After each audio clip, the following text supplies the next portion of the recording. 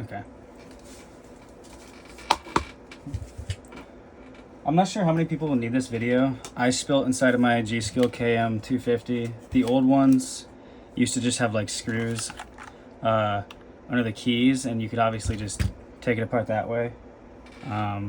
But this one was, a lot of the screws were kind of blocked by the plastic bezel.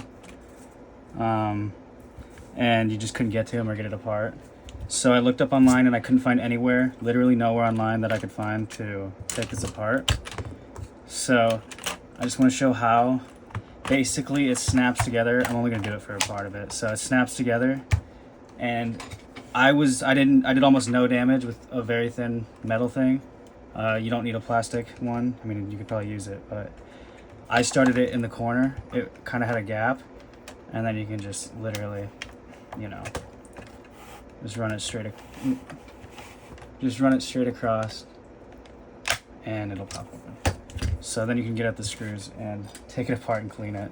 I got mine, I spilled in mine, so that's why I'm taking mine apart. There you go.